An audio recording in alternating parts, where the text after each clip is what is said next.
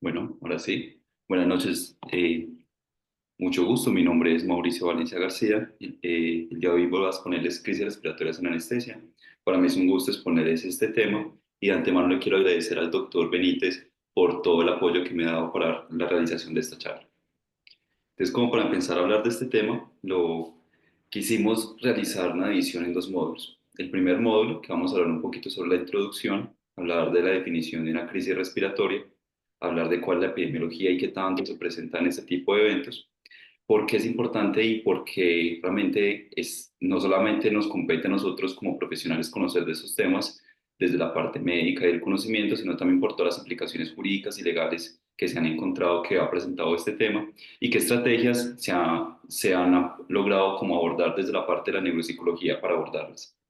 Y en el módulo número 2 vamos a abordar cuatro patologías, que son las cuatro patologías más frecuentes que se abordan o que se han reportado en la literatura cuando se trata de una crisis respiratoria. Entonces, para empezar el módulo uno, que es el módulo introductorio, vamos a definir primero qué es una crisis en anestesia. Y para eso quise traer tres definiciones de tres diferentes autores que nos dejan como unas palabras bastante claves, que es las que están en este momento resaltadas. Entonces, la primera fue hecha por el doctor José Navarro, fue reportada por la revista SCARE y fue hecha en el año 2011. Y lo que dice es que la crisis en anestesia son incidentes de distintas etiologías que terminan en un evento adverso y que estas crisis no se limitan solamente a eventos cardiorrespiratorios. ¿Y por qué se llaman crisis? Porque pueden determinar la diferencia entre lo que es la vida y la muerte. Ya la segunda definición, hecha por el doctor Jaime Molina, publicada en la revista chilena 2009, ya nos empieza a hablar de que hay un componente jurídico bastante importante y habla de que hay un serio riesgo de mortalidad, quiere decir que es un evento adverso grave, y que también tiene un potencial conflicto médico-legal, implicando que ya hay una parte jurídica, aparte de la parte médica, que también nos compete a nosotros conocer este tema. Y ya la tercera definición, hecho es por publicada en la revista de cuidados perioperatorios y manejo del quirófano en el año 2020 por el doctor Algane, lo que quiero decir en esta parte de la definición es que estas crisis deben ser manejadas y tienen que tener una acción inmediata. Entonces son esos temas que a pesar de que los leamos, siempre es importante tenerlos presentes para llevarlos a cabo y tenerlos frescos, porque necesitan acciones que se tienen que tomar de forma rápida. Ya para hablar un poco de la incidencia de esos eventos respiratorios, es bastante como difícil porque en Colombia nosotros no tenemos como una estadística clara definida para poder hablar de qué es cuáles Chao, son las presentaciones que se tienen aquí en Colombia. chao, dale, hablamos. No, a vos. Chao. Entonces, nos tenemos que basar por estadísticas que hay en otros países. Entonces encontramos que en el Reino Unido y en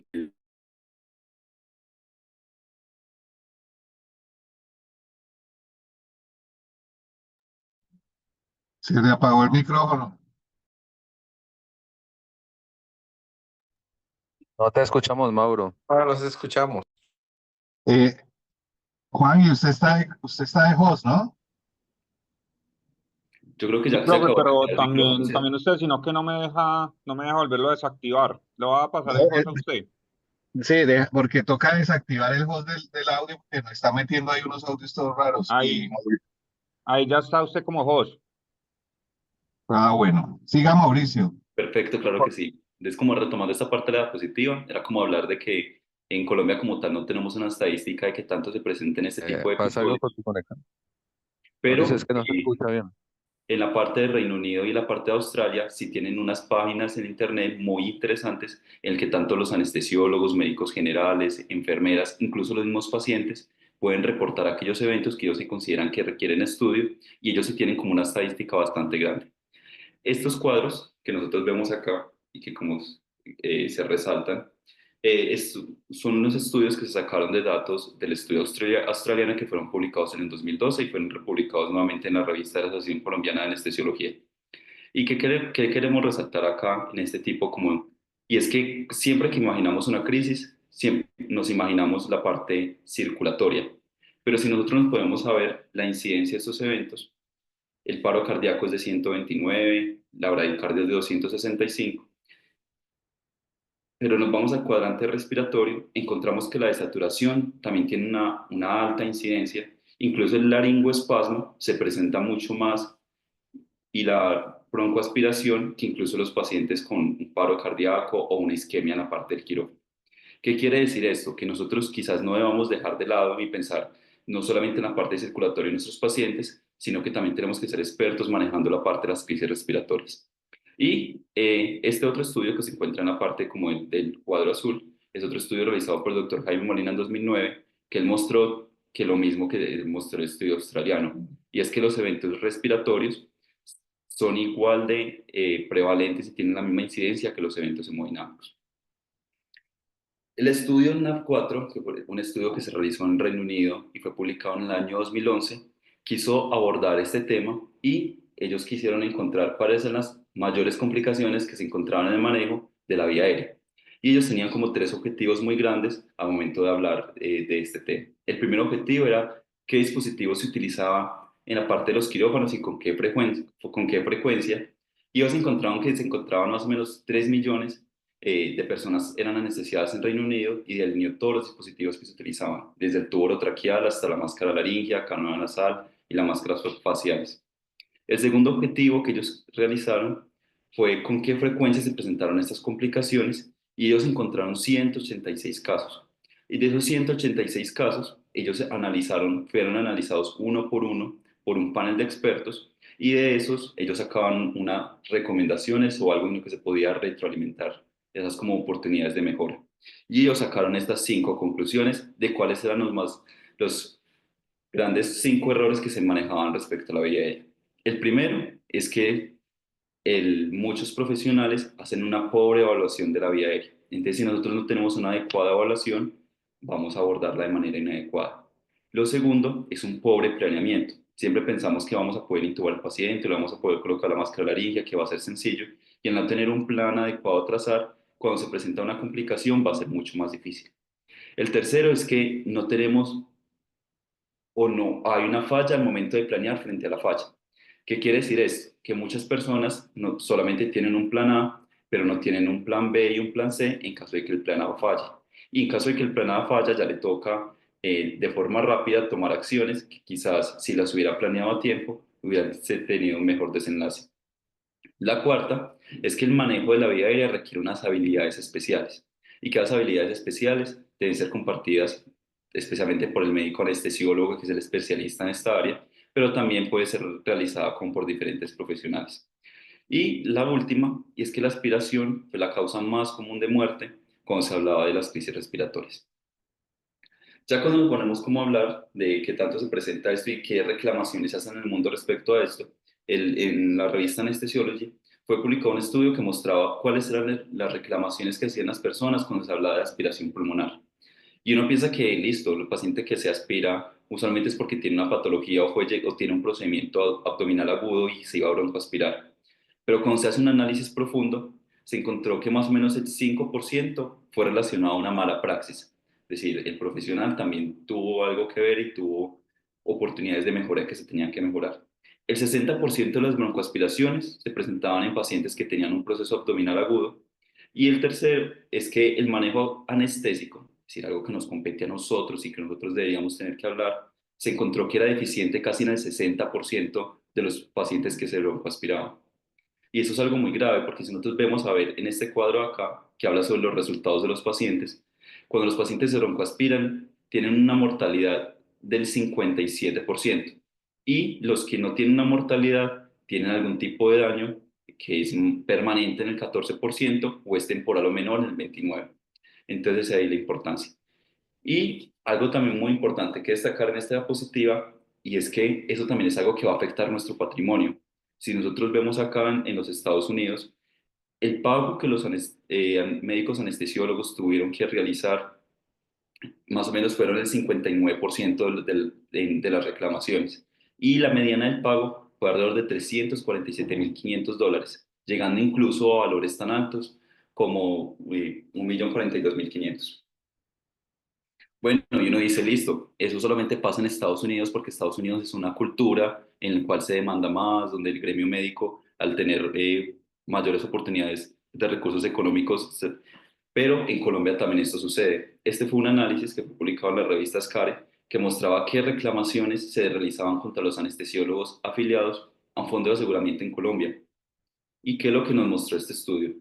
Es que se identificaron 212 reclamaciones y de esas 212 reclamaciones incluyeron entre esos procesos penales y disciplinarios 140. Y de esas reclamaciones todas tuvieron que ser evaluadas. Y uno dice, bueno, esas reclamaciones a veces a uno también le reclaman por cosas que no nos competen, pero cuando nos ponemos a analizar a fondo en esta gráfica de acá, vemos que casi en el 60% encontró que hubo un incumplimiento de normas, guías y protocolos. Es decir, nosotros hemos cometido errores, y al cometer errores, esos son demostrados y al ser demostrados fácilmente nos pueden demandar y llevar a cabo. Y ahí como la importancia de hablar de todo ese tipo de temas. Y si bien en este estudio el sistema cardiovascular fue el más predominante en el 43%, si ustedes vemos que el paro cardíaco fue como la causa de mayor demanda, el sistema respiratorio fue el segundo asociado a mayores demandas. Y el gremio o el tipo de cirugías que más encontró, que más se demandaba, era el gremio de cirugía plástica seguido de ortopedia. Pero bueno, si ya sabemos que es importante conocer sobre estas crisis, si las debemos manejar, que si no las sabemos manejar de forma inmediata y a tiempo, tener repercusiones legales para nosotros, ¿qué estrategias hay en el mundo como para nosotros saberlas abordar? Y resulta que para allá en el año 1980, un neurocientífico encontró que nosotros teníamos neuronas espejo. Y esas neuronas espejo nos permite a nosotros sensibilizarnos a situaciones de emergencia. Esto no solamente fue aplicado en la parte del gremio médico, sino que también es aplicado en la parte de los aeropuertos, en la parte de los militares, y esto demostró que tenía mejores desenlaces. Las personas sabían cómo mejor actuar. Y de ahí se empezó como a desarrollar toda la parte como de ayudas cognitivas para poder que las personas obraran mejor frente a una situación de emergencia. Entonces, ¿qué ayudas cognitivas hay y que se conocen? Primero son las mnemotecnias. Las más conocidas de estas son las que se manejan en la parte de cardiología con el CAB, compresión, vía aérea y buena ventilación. La segunda es la parte de los algoritmos, que para eso la AJA por parte de los cardiólogos también es bastante juicioso y nos permite hacer como con un cuadro de forma rápida, decir, listo, si el paciente tiene esto, si lo tiene, no lo tiene, si no tiene esto, haga esto, si no tiene esto, mírale esto, y según eso uno le brinda un manejo. Eso nos ha permitido también identificar. Y el tercero es las listas de chequeo, mostrando que nosotros como Sociedad Colombiana de Anestesiología tenemos unas listas de chequeo que habla de crisis en salas de cirugía y que esas listas de chequeo tienen todas las enfermedades más frecuentes y que es una revisión bastante interesante y que está agrupada por código de colores y todo esto tiene un estudio neuropsicológico detrás que nos habla de cómo nosotros podemos abordar mejor ese tipo de crisis. Y ya para otra parte muy importante para abordarlas mejor es la parte de la simulación. ¿Y por qué la simulación? Porque la simulación nos permite a nosotros realizar habilidades complejas.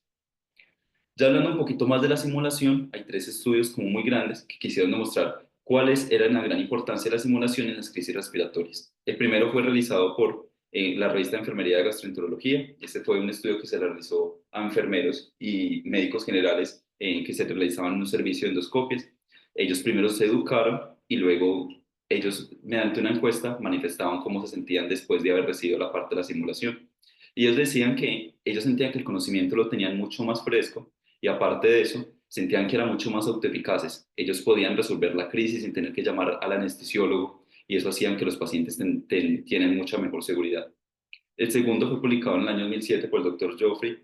Él nos habla de que la simulación también nos permite estandarizar la formación, porque muchas veces nosotros cuando vamos a rotar a los hospitales, nosotros nos exponemos a casos, pero no quiere decir que todos los residentes o que todas las personas que estemos ahí nos vamos a encontrar los mismos casos. Y eso hace que sea mucho más difícil estandarizar todo. Y la simulación nos permite hacer eso, mediante casos que son mucho más reales y mediante simuladores de alta fidelidad, que todas las personas tengan las nociones básicas de todas las crisis, cómo nosotros las deberíamos abordar. Y el tercero muestra que no solamente mejora cómo nosotros nos sentimos y cómo mejora también la parte de la educación, sino que también nos muestra que las mismas personas dicen que cuando se presentan esas crisis ya tienen menos tensión mental, las abordan mucho mejor y se sienten mucho más tranquilos al momento de abordarlas. Entonces la simulación de alta fidelidad definitivamente es algo muy importante al momento como de abordarla. Y bueno, ya uno dice, listo, ¿será que cuando se presentan complicaciones solamente se presentan como por la parte de los errores? Y este fue un estudio bastante interesante, fue realizado en Michigan por el doctor Jeffrey, fue publicado en el año 2009 Y ellos lo que quisieron fue dividir, cogieron todos los beneficiarios de Medicare, que es una parte de la base de datos de Estados Unidos, y se pusieron a analizar 6 operaciones importantes entre el año 2005 y 2006. Y ellos clasificaron los hospitales según la mortalidad que tenían en esos procedimientos, clasificándolo en 5 grupos. El primer cuartil con el 20% superior y el último cuartil con el 20% inferior. ¿Y qué encontraron ellos? Que la mortalidad definitivamente se había un cambio entre el primer cuartil y el quinto cuartil, el quíntuple, pues el primer grupo y el quinto grupo, y es que había un aumento del riesgo relativo de muerte de 2,5%. Pero cuando ellos se pusieron a analizar de fondo, encontraron que cuando los pacientes se complicaban igual, se complicaban el 30%. Entonces, ¿cuál hacía el cambio en esa parte de la mortalidad? Es que en los mejores hospitales habían recursos y había entrenamiento para hacer el rescate frente a esas complicaciones. Eso no solamente se demostró en Michigan, eso también se demostró en la parte de Reino Unido. Este fue un estudio que quisieron encontrar cuáles eran los factores que variaban en la mortalidad en la parte de hospitalaria, y ellos cogieron todos los procedimientos y encontraron que las complicaciones entre el primer quintil y el quinto quintil eran similares, eran alrededor del 25%. Las complicaciones mayores también eran similares, eran alrededor del 16 al 18%. Pero las complicaciones que generaban muerte, definitivamente había un cambio. Y ese cambio se debía a que las personas estaban mejor entrenadas para abordar las crisis. Entonces, definitivamente, el que es bueno no es bueno porque no tenga crisis, sino porque sabe cómo abordarlas. Y ya para hablar un tema como la parte del módulo 2 de la parte de patologías, quiero como hacer un poco más interactiva la charla del día de hoy, y quiero presentarles que ingresen por favor a la página de Mentimeter para hacer un caso clínico con 5 preguntitas. Son 5 preguntitas muy rápidas. Ingresan en la parte superior, pueden ingresar a través de Safari o Google Chrome el código que ven en la región de acá.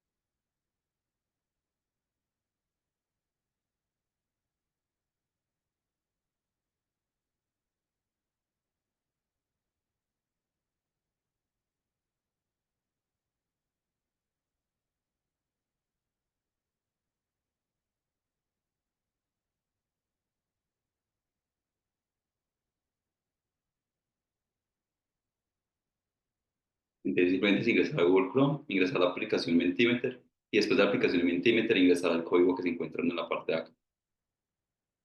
Y ya como para hablar un poco de eso, como para abordar, ya les quise como traer la parte como de este. Entonces vamos a hacer como un caso clínico, que el caso clínico vamos a abordar a Luis. Supongamos que estamos en una clínica de alto nivel de complejidad y nos encontramos a Luis, que es un niño de 5 años de edad que tiene antecedente de asma y que más o menos desde hace un año está presentando, no ha tenido como una recaída, y él está en manejo con salmeterol-fluticasona. Él asiste al hospital porque estaba presentando un dolor abdominal de 18 horas de evolución y fue valorado por el cirujano general, que refiere que el niño tiene una apendicitis y requiere ser llevado a una apendicectomía de forma urgente. Cuando ya el profesional, el anestesiólogo, decide valorarlo, le hace una pequeña anamnesis que dice que el niño no tiene otras patologías, refiere que es alérgico a los ácaros, pero eso está en seguimiento con la alergología, nunca ha tenido ninguna cirugía, pero mamá dice que más o menos hace 4 horas el niño comió un juguito y que ese juguito posteriormente lo vomitó, y por eso es que ella se preocupó y lo llevó a urgencias. En cuanto a la revisión por sistemas, la mamá también refiere que más o menos hace 10 días el niño presentó una gripita consistente en tos basal, no tenía secreción, eso fue asociado luego a la guardería, pero en esta temporada todos los niños enferman. Pero que ella consultó, el médico le dijo que era una gripa normal y que hace 5 días ya se le quitó esa gripe. al examen físico, los signos vitales están dentro de rangos normales para la edad y en la parte de la auscultación cardiopulmonar el niño se encontraba normal. Y ya acá hay una pregunta es, ¿ustedes qué opinan de ese caso clínico y qué factores de riesgo ustedes encuentran en la historia del paciente para que él pueda presentar una crisis respiratoria? Ahí pueden colocar cada una de las respuestas.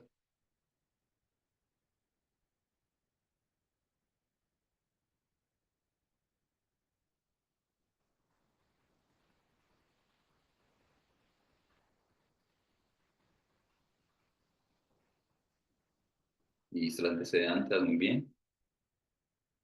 Un paciente tenía un resfriado reciente.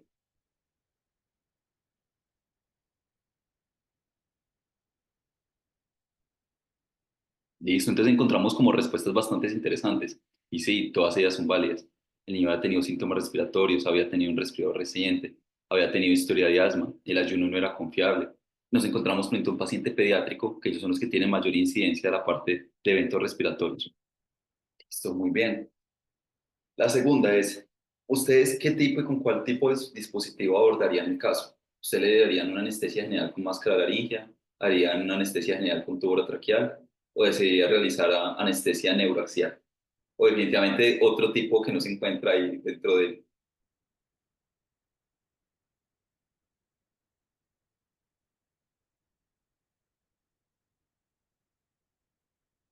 Entonces, definitivamente la mayoría de las personas deciden realizar una intubación orotraqueal. De acuerdo. Y vamos a ver más o menos cómo se abordaría, más o menos cómo lo abordó este caso. No quiere decir que este anestesiólogo lo haya abordado de una manera adecuada o inadecuada, simplemente como para hablar de cómo se continuó. Entonces, el anestesiólogo consideró que era un procedimiento urgente, le decide pasar a quirófano y decide asegurar la parte de la vía aérea. Él decide realizar una intubación traqueal. Como no tenía confianza en el ayuno, decide hacer una secuencia rápida de intubación porque existe un riesgo de broncoaspiración. Y el paciente, el doctor lo intuba al primer intento con el tubo número 5 y con neumotaponador para asegurar la parte de la vía aérea. El anestesiólogo ya estaba tranquilo, empieza la parte del procedimiento y mientras que estaba en el transoperatorio ordena analgesia. Entonces ordena paracetamol a una dosis de 15 miligramos por kilo y dipirona 30 miligramos por kilo. Y de un momento a otro resulta que el paciente empieza a presentar presiones pico en la parte del ventilador. Y a esas presiones pico, el volumen no manda a ser suficiente, el volumen expirado empieza a ser deficiente.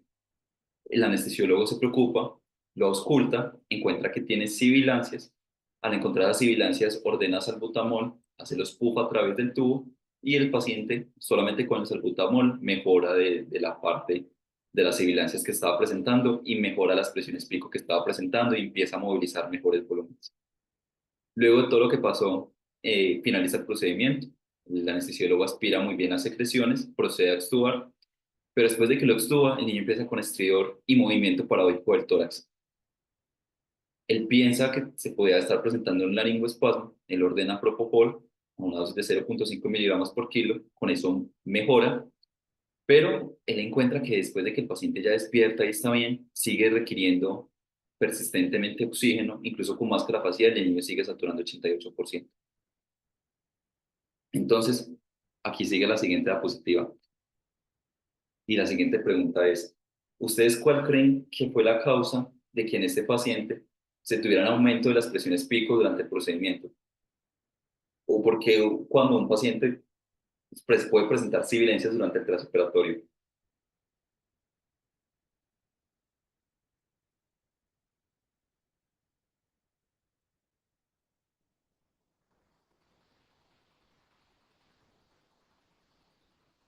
Y sobre un espasmo, algunas personas dicen tapón mucoso, otros dicen que el paciente pudo haber tenido un laringoespasmo, pudo haber presentado una alergia, o un cambio en la parte de la manipulación mecánica del ventilador. Listo. Y ya las siguientes como dos preguntas es como hacer como un pequeño como pretest antes como de toda la charla, como predefinir, como para preguntarnos cuáles son las medidas. Entonces primero, la primera pregunta. Respecto al laringoespasmo, ustedes pueden seleccionar entre las opciones cuáles consideran que son las verdaderas. La primera es que puede ser interrumpido por una maniobra de la tracción de la mandíbula. La segunda es que la intubación es siempre necesaria cuando se produce el evento. Y lo tercero, si la lidocaína tópica es la mejor forma de prevenirlo, más que la forma endovenosa.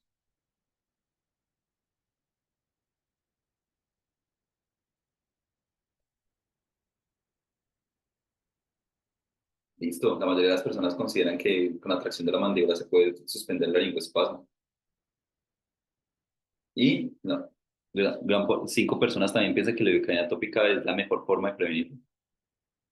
Y vamos a seguir con la otra pregunta, ya para finalizar. La última pregunta es, respecto a la aspiración pulmonar de contenido gástrico, señalen ustedes cuáles son las verdaderas. La primera opción es, ¿ustedes consideran que la aspiración ocurre con mayor frecuencia durante la inducción? La segunda es, ¿la aspiración es la causa más común de muerte relacionada al manejo de la vía aérea? La tercera es, ¿la presión en cricoides reduce de forma confiable, según la evidencia, la probabilidad de aspiración? Y la última es, si los antibióticos deberían ser dados una vez se haga siempre el diagnóstico de broncoaspiración.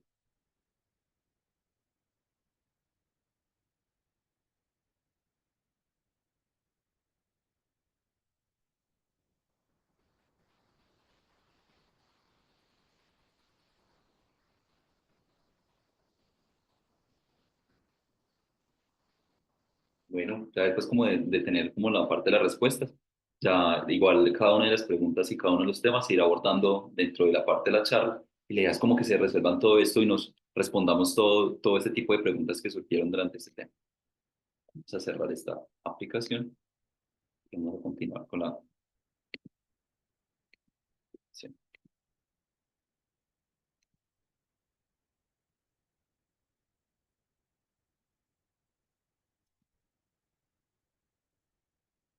Bueno, pues ya después como de tener la parte como interactiva para que estar todos pendientes y ahora seguir hablando del tema. Uno cuando habla de una crisis respiratorias, uno puede abordar todos los aspectos importantes durante la anestesia. Eso no solamente se presenta cuando el paciente está en quirófano, sino que desde la parte de la preanestesia uno puede definir y encontrar qué factores de riesgo está teniendo el paciente para poder identificar qué pacientes van a presentar una crisis respiratoria. Y eso fue los factores de riesgo que todos ustedes mencionaron.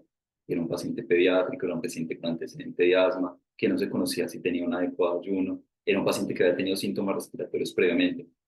Ya cuando nos encontramos, ya durante toda la parte ya quirúrgica, cuando nos encontramos en el quirófano, ya vamos a hablar de los 3 momentos como importantes, que es la inducción, mantenimiento y el emerger o el despertar.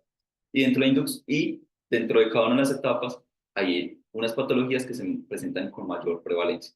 A grandes rasgos, igual más adelante vamos a profundizar un poco más, durante la inducción es donde se presenta la mayor cantidad de broncoespasmo y eso se debe a que durante la manipulación de la vía aérea los dispositivos pueden generar irritación y por un mecanismo que vamos a ver más adelante, esa irritación nos puede generar.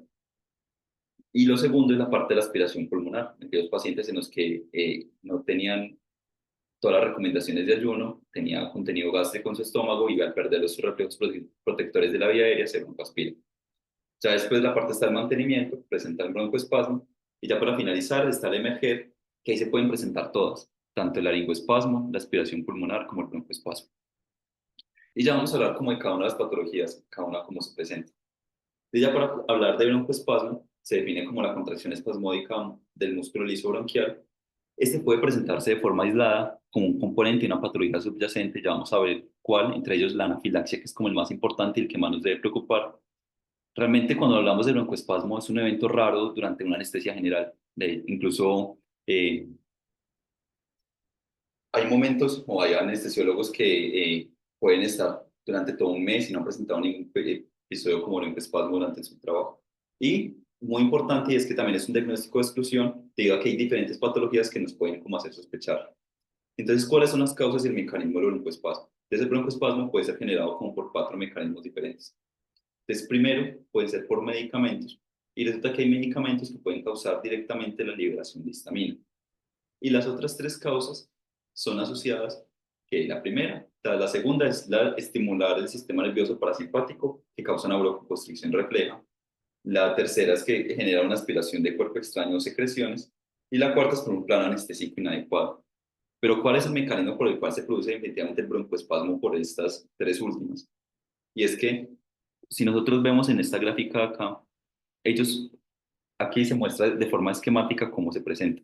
Entonces, cuando nosotros manipulamos la vía aérea o cuando aspiramos secreciones o no tiene un plano de anestésico adecuado, esos nervios aferentes irritantes se van a ir al núcleo del tracto solitario.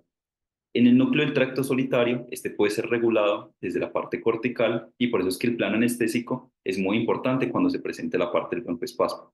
Pero si el plano anestésico es inadecuado, el núcleo del tracto solitario va a activar lo que son unas neuronas preganglionares vagales que se encuentran relacionadas con las vías respiratorias. Y estas a través del vago, a través de receptores muscarínicos M3, son los que generan que el músculo liso se active y se genere la broncoconstricción.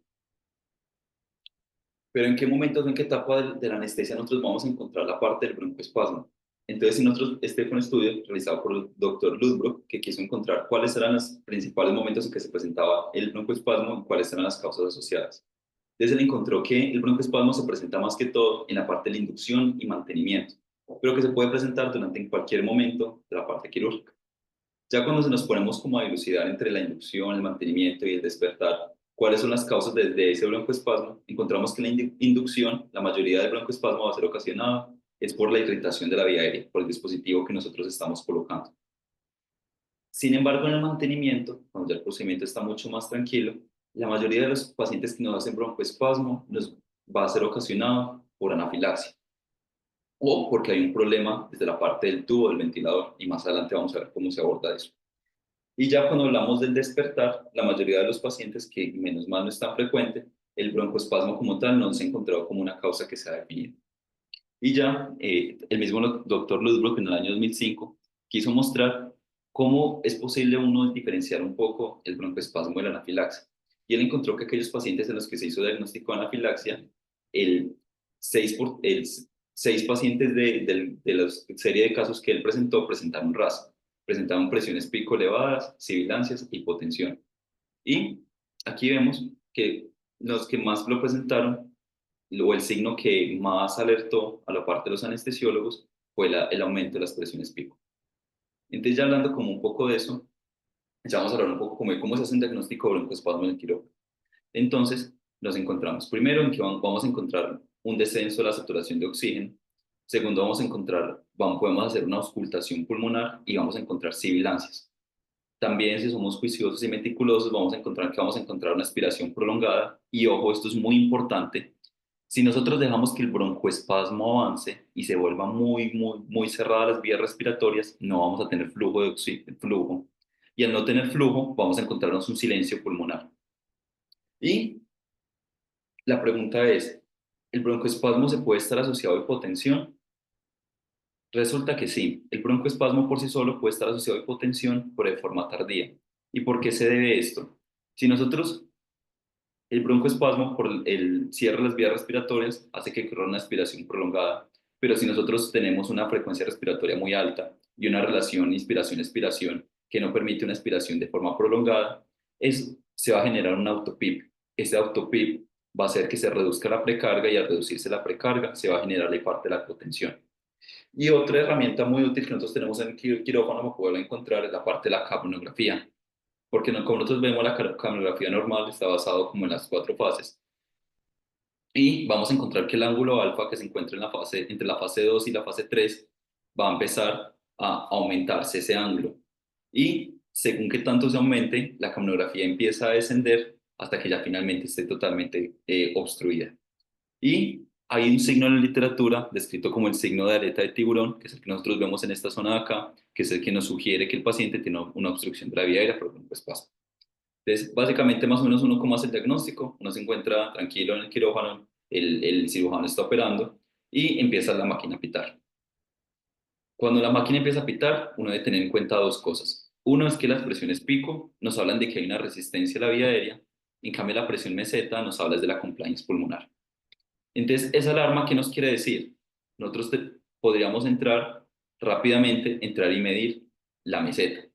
Si nosotros encontramos una meseta que está normal o baja, eso quiere decir que el problema está en las vías de conducción. Y si están las vías de conducción que nos toca entrar a evaluar, uno, el tubo endotraqueal, si tiene secreciones o se está fluyendo, o que el paciente tiene un broncoespasmo.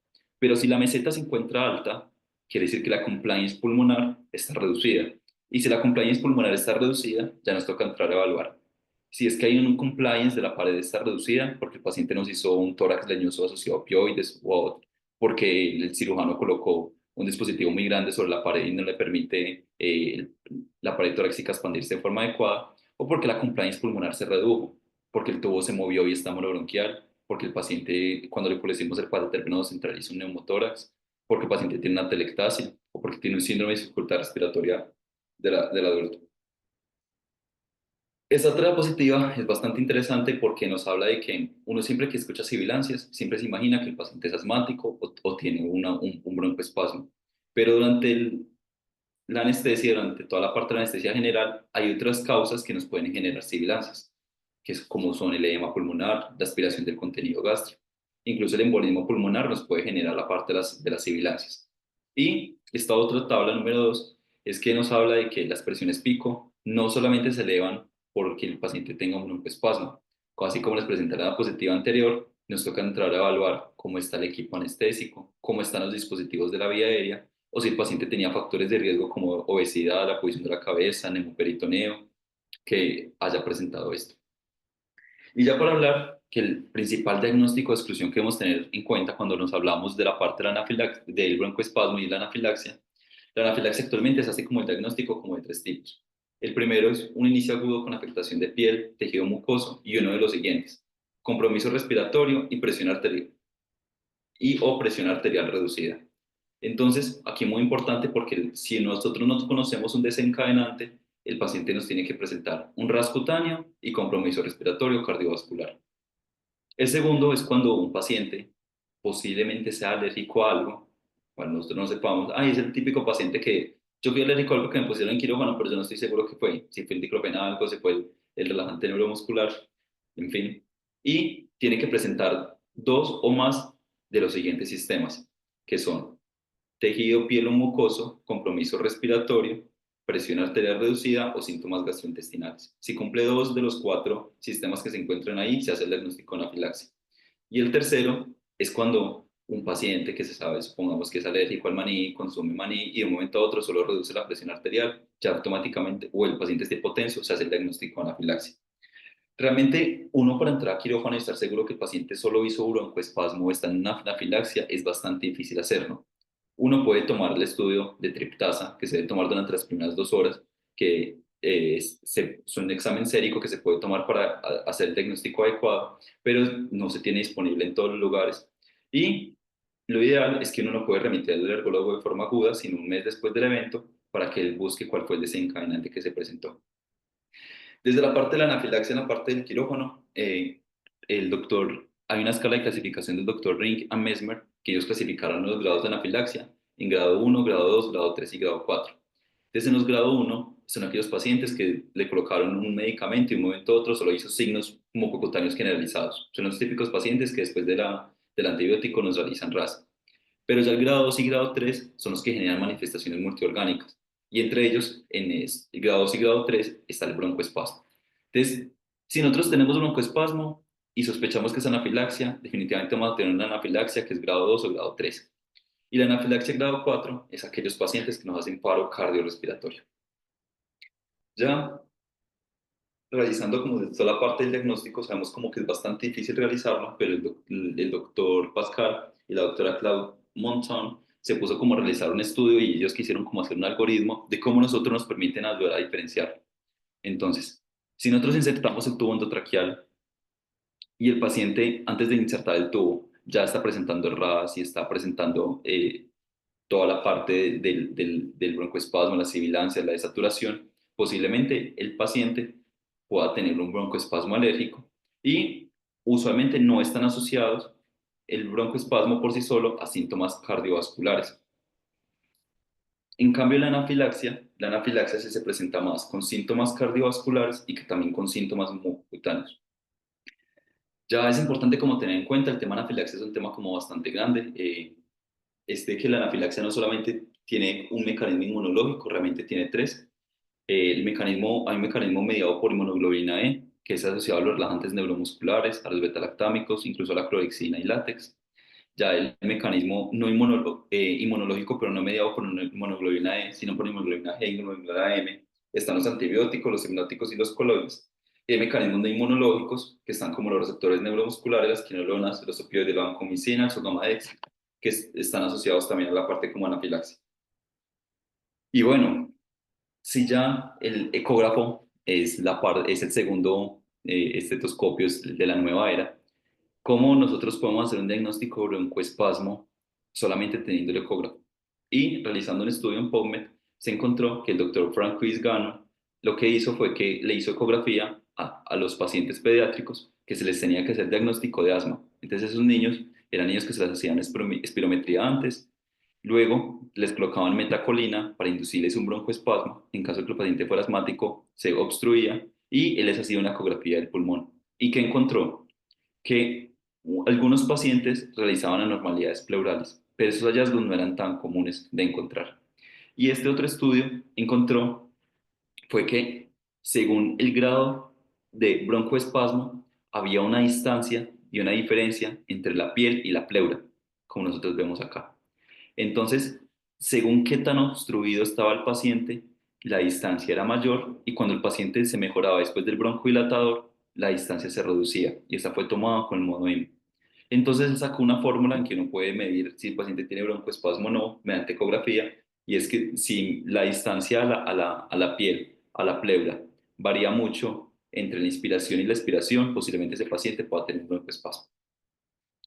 ¿Cuáles son las medidas que nosotros tenemos para prevenirlo? Hay dos factores de riesgo muy importantes. Uno es que el paciente tenga antecedente de asma, como era nuestro paciente, y segundo es que el paciente tenga antecedentes familiares de eczema o tabaquismo, que el paciente sea joven o que tenga presencia de infección del tracto respiratorio superior dentro de las 2 semanas anteriores. ¿Qué factores nosotros tenemos que entrar a evaluar cuando encontramos un paciente que pueda tener broncoespasmo? Es si ha tenido fiebre o no. Si lo ideal es que nosotros le coloquemos beta 2 previo a la intubación orotraqueal, eso ha demostrado que se reduce bastante. Entre la inducción intravenosa y la inhalatoria, se ha encontrado que la intravenosa, debido a que es el propofol, es un factor protector respecto a la inducción solamente inhalatoria. En cuanto al manejo de la vía aérea, lo que ideal es evitar la intubación orotraqueal, porque se ha encontrado que los nervios se irritan mucho más con el tubo orotraqueal que con la máscara laringea. Y en caso de que se presente o en caso de que usted lo sospeche, usted puede utilizar propofol y ketamina para la inducción, recordando que son medicamentos que tienen efectos broncodilatadores. También se debe evitar la neostigmina si usted haya caso de que haya utilizado un relajante neuromuscular no despolarizante. Y en cuanto a la lidocaína, se ha encontrado que cuando se usa de forma tópica contra las cuerdas vocales se asocia una mayor incidencia de broncoespasmo por una irritación mecánica, pero cuando usted lubrica la máscara laringea, esa incidencia se reduce. Y respecto a la lidocaína intravenosa para el broncoespasmo, es aún muy controvertido, no se tienen como suficientes estudios. Bueno, y ya nos ponemos a hablar. Uno siempre ha tenido pacientes que se presentan en gripa al momento de ingresar a quirófano, pero ¿cuál es la prevalencia de que esos pacientes nos hagan realmente eventos respiratorios? Esas fueron preguntas que se están haciendo más o menos desde el año 60, desde el año 80. Y la persona que más ha estudiado sobre esto es el doctor Tate. El doctor Tate lo que hizo fue este estudio, más o menos cogió 3.585 pacientes entre 0 y 20 años, cogió ese grupo etario porque es el que más se asocia a eventos respiratorios y lo clasificó en 3 grupos. El primer grupo son los pacientes que eran totalmente asintomáticos. El, el segundo grupo era pacientes que en este momento tenían gripa y fueron llevados a cirugía. Y el tercer grupo eran pacientes que no tenían gripa en ese momento, pero que refirieron que hace las últimas 2 semanas habían tenido gripa. ¿Y qué fue lo que se encontró? Que los pacientes que ya no tenían gripa, pero que las 2 semanas previas habían tenido gripa, eran los que más presentaban eventos respiratorios. Y como nosotros vemos aquí en esta gráfica. ¿Y qué eventos respiratorios? El más frecuente fue la parte de dificultad respiratoria o como falta de aire, disnea, pero también tenían una gran prevalencia y una gran importancia en la parte del laringoespasmo. Pero entonces ya la Sociedad Americana de Tórax dijo, ¿por qué se tomó el punto de corte de 2 semanas? Realmente cuánto dura esa parte de la irritación y esa hiperactividad de las vías respiratorias en los pacientes. Y eso fue realizada en ese estudio por el doctor Killan en el año 1979, que lo que hizo fue que cogía pacientes sanos, les inducía, después de una gripa, les colocaba un poquito de metacolina también para inducir la hiperactividad de las vías aéreas y los valoraba semana tras semana y veía qué tan reactiva era esta vía aérea cuando les colocaba el medicamento. Y encontró que esa hiperreactividad duraba hasta incluso 6 semanas. ¿Qué quiere decir esto? Que una gripa incluso de un mes pues, nos puede generar mayor probabilidad de que genere un riesgo. Pero entonces él dice, listo, si los pacientes tienen mayor riesgo de que nos hagan eventos respiratorios durante la anestesia, nosotros deberíamos cancelar este tipo de pacientes. Y el mismo doctor Tate, que es el que más, el anestesiólogo americano que más ha estudiado esto, él llegó, hizo un análisis bastante profundo, hizo un metaanálisis, y él quiso mostrar esta gráfica.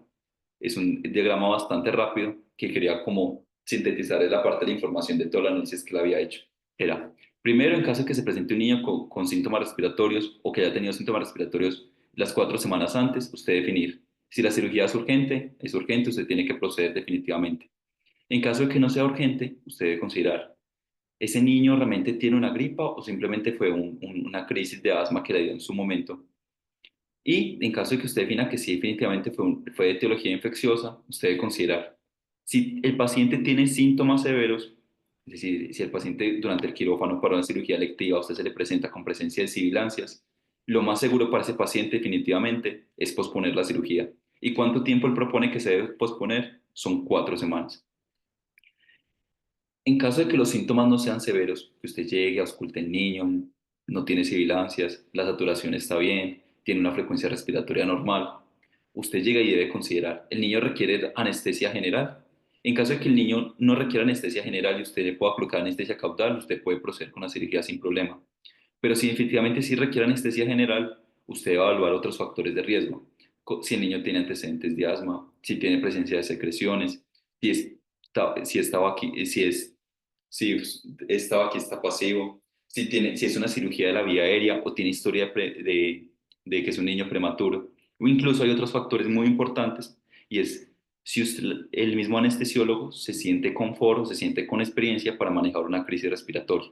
Ya usted debe balancear todo eso según el riesgo-beneficio y si usted considera que los riesgos son mucho mayores que los beneficios, usted debe posponer la cirugía. Pero si usted considera que efectivamente no se puede realizar, usted lo puede realizar. ¿Y cómo lo realiza? Evitando el tubo endotraqueal, considerando siempre la máscara laringea como primera opción, haciendo pulsoximetría, hidratándolo bien y todavía está en duda la parte de los humidificadores anticolinérgicos. ¿Y el por qué hace este estudio? ¿Y por qué da estas conclusiones? Y es que si bien algunos niños tienen estos niños con síntomas respiratorios tienen mayor incidencia de eventos respiratorios, los anestesiólogos ahora tienen una mejor postura y tienen mejores decisiones y tienen una mejor forma de abordar este tipo como de pacientes.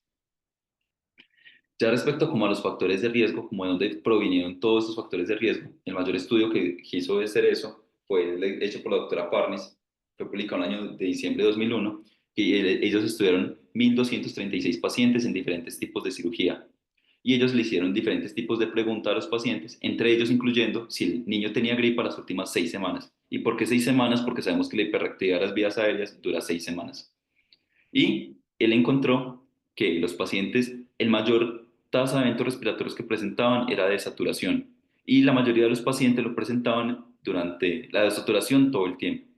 Después tos y tenían también mayor tasa de obstrucción de la vía aérea, broncoespasmo. Y ellos ahí quisieron entonces realizar ahí un coeficiente diciendo qué factores de riesgo eran los que más se asociaban a generar eventos respiratorios. Y entonces ellos hicieron este coeficiente donde el paciente entre más factores de riesgo tenga, pues mayor probabilidad tenga de que genere un evento respiratorio. Y siendo los coeficientes positivos los que generan mayor riesgo y los coeficientes negativos los factores protectores. Entonces, como nosotros encontramos acá, el tubo orotraqueal tiene un coeficiente de 0, pero si usted le coloca una máscara laringea, es un factor protector. Si el niño ha referido que ha tenido gripa, es un factor de riesgo. Si el niño ha referido que tiene presencia de estridor, también tiene su factor de riesgo. Si el niño tiene tabaquismo pasivo, también es factor de riesgo. Y miren algo muy interesante respecto a los gases. Ellos también analizaron cuáles eran los gases que más se asociaban a eventos respiratorios y encontró que el propofol, el método de inducción con propofol, era el factor que más protegía. Y después de ahí, el método de inducción con sevoflurano fue el que más protegía respecto al orotano. Bueno, entonces, cuando un paciente nos presenta con broncoespasmo y estamos como en quirófano, ¿qué tipo de abordaje cómo le vamos a hacer? Primero, en el primer cuadro, los primeros tres cuadros nos hablan como la primera línea de manejo. Y es que vamos a dar ventilación con fibrosa al 100%, vamos a garantizar una adecuada profundidad anestésica, le vamos a dar beta 2 como manejo con salbutamol, y la dosis va desde 200 a 800 microgramos.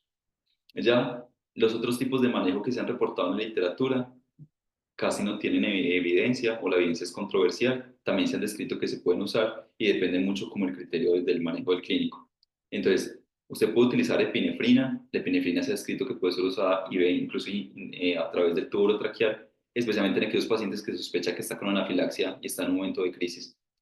Se ha encontrado que el sevoflurano, también por sus propiedades broncodilatadoras, se podría utilizar en broncoespasmo. El magnesio a una dosis de 30 a 50 miligramos por kilo. Y uno cuando se va a poner a leer los estudios de magnesio es bastante interesante porque ellos dicen que el magnesio también podría funcionar como incluso factor protector si se usa durante la inducción. Ya, lo otro es la metilprednisolona, que lo que se ha encontrado es que reduce la parte de la incidencia posterior. También se puede utilizar ketamina y si ustedes recuerdan, parte del mecanismo fisiopatológico es por los receptores muscarínicos M3, es por eso es que el broncoespasmo se podría utilizar también bromuro y ipatropio. Ya finalizando la parte del broncoespasmo, vamos a hablar un poquito del laringoespasmo. El laringoespasmo es muy importante como hablar de la parte de la laringe, y la laringe es ese órgano que nos protege de la aspiración de materiales extraños. ¿Y cuál es la función de esa? Hacer un cierre glótico durante la deglución para evitar que nos vayamos a broncoaspirar. ¿Qué es el laringoespasmo entonces como tal? ¿Cómo se define? Entonces es una forma exagerada del cierre glótico en respuesta a estímulos nocivos. Pero ¿cuál es el problema? Que a veces nosotros retiramos ese estímulo nocivo, pero el cierre glótico persiste. Y ese cierre glótico persiste no nos permite movilizar, tener un adecuado flujo de gases, y al no tener un adecuado flujo de gases, el paciente se desoxigena y puede entrar en un estado de crisis. ¿Cómo se genera esto? Entonces nosotros vamos a ver acá, tenemos la laringe, tiene unas aferencias a través del nervio laríngeo superior, esta se comunica a nivel del núcleo del tracto solitario, que va a enviar ya eferencias al núcleo ambiguo y a la formación reticular. Y a través de la formación reticular es que ya se va a comunicar a la otra cuerda vocal. Hay muy importante acá y es que también hay un componente de la parte cortical, y es que si nosotros no estamos en un plano anestésico adecuado, se puede facilitar mucho más el broncoespasmo porque la parte cortical tiene efecto aquí sobre la formación reticular. Y ya el núcleo ambiguo, a través del nervio laríngeo recurrente, es el que va a generar el cierre de las cuerdas vocales. Entonces, el laringoespasmo tiene dos tipos de fases. La primera fase, que es la que vemos acá, se conoce como la parte C, se llama espasmo glótico, y es porque hay una adducción de las cuerdas vocales verdaderas, y eso causa una obstrucción parcial, porque aquí como vemos en la parte inferior, por ahí todavía puede ingresar el aire, y es por eso que en el parte del tratamiento es dar ventilación con presión positiva, porque a través de esta pequeña abertura pueda haber un flujo. Sin embargo, ya el más grave, el que nosotros vemos en esta región de acá, la categoría B, que se llama válvula de bola, y es que se cierra completamente porque los cartílagos aretinoides realizan un movimiento ventral, y por acá si no va a permitir ningún paso de un flujo. Nosotros, ¿cómo vamos a evaluar el riesgo? Realmente se encontrado que hay una incidencia del 0,04 al 14%. Vamos a encontrar que los pacientes, los que tienen mayor riesgo son los que tengan edad joven, irritación de la vía aérea superior, los que tengan asma activo y tengan exposición al tabaquismo. Y respecto a las cirugías que más lo presentan, han sido cirugías de adenoamigdalectomía, broncoscopia, sangrado en vía respiratoria superior, y incluso las endoscopias digestivas superiores, como hay en estimulación de los nervios esofágicos aferentes, a través del mismo mecanismo que explicamos previamente, se puede presentar la parte del laringoespasmo. Pero ¿qué factores nos competen a nosotros como anestesiólogos o qué debemos como tener nosotros presentes? Entonces, respecto al manejo de la vía aérea, se va a presentar más que todo en pacientes que tienen una profundidad insuficiente o que tienen mecanismos irritantes como el tubo endotraqueal. Respecto a los relajantes neuromusculares, hay bastante literatura al respecto, incluso el estudio que más habló sobre eso fue una revisión que hizo el doctor Lundström en Cochrane, que lo que evaluó respecto a si se deben utilizar relajantes neuromusculares en pediatría y si esto reducía la parte del laringoespasmo, y lo que se encontró la evidencia con todos los estudios es que sí, utilizar relajante neuromuscular previene que los pacientes hagan laringoespasmo.